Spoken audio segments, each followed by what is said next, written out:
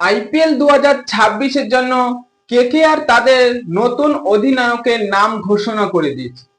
হ্যাঁ বন্ধুরা, আইপিএল 2026-এ কোন ক্রিকেটার এবার অধিনায়কের পদ পেতে চলেছে তা সম্পূর্ণ জানবো আজকের ভিডিওতে।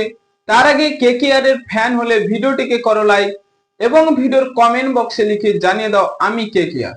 আইপিএল 2026-এ যে কেকেআর সঞ্জু স্যামসনের ওপর ট্রেন্ড করেছিল এবং সবাই চাইছিল যে সঞ্জু স্যামসন কেকেআরে আসুক, কিন্তু সেখান থেকে চেন্নাই সুপার কিংস অর্থাৎ সেই মহেন্দ্র সিং ধোনির অনুরোধে চেন্নাই সুপার কিংসে চলে যাচ্ছে সঞ্জু স্যামসন।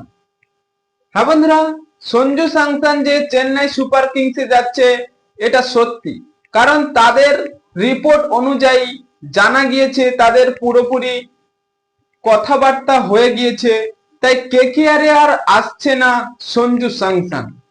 কেকেআর ম্যানেজমেন্ট এবার সেই আজিঙ্কে রাহানের ওপর ভরসা রাখতে চলেছে, কারণ আইপিএল 2025-এ আমরা দেখেছি তাদের যে ক্রিকেটারের পারফরমেন্স মোটামুটি খুব একটা খারাপ নয়, তাই তাদের ম্যানেজমেন্টটাকে পরিবর্তন করতে হবে। তাই 2025 সালের মতো সেই ম্যানেজমেন্টটাকে আর রাখতে চাইছে না। 2026 সালে এবার নতুন করে ম্যানেজমেন্ট তৈরি করতে হবে, কারণ ক্রিকেটাররা তারা সবাই সেরাটা দিতে চায়। কোনো ক্রিকেটার চায় না যে তাদের ভালো পারফরমেন্স ভালো থাকুক বা খারাপ, তারা সব সময় চায় তাদের সেরাটা দিতে।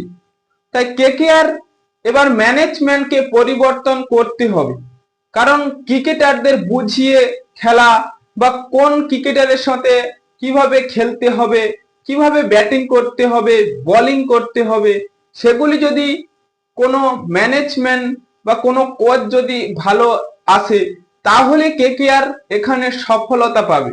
হ্যাঁ বন্ধুরা, আইপিএল 2025-এ আজিঙ্কে রাহানের ক্যাপ্টেন্সি আমরা খুব একটা খারাপ দেখিনি, কারণ সেই যেভাবে রান করার এবং যেখানে ক্রিকেটারদের কিভাবে বোলিং করতে হবে সেগুলি সবকিছু ঠিকঠাক করেছে, কিন্তু ভাগ্য কখনো সাথ দেয় না।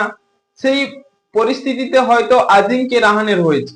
আজিঙ্কে রাহানেকে যদি 2026 সালে অধিনায়কের পদ দেয় তাহলে আপনাদের কেমন লাগবে? তাই এখনই আপনাদের মতামত কমেন্ট বক্সে লিখে জানিয়ে দিন এবং চ্যানেলটি সাবস্ক্রাইব করে আমাদের পাশেই থাকুন। ভিডিওটি শেষ পর্যন্ত দেখার জন্য আপনাকে অসংখ্য ধন্যবাদ।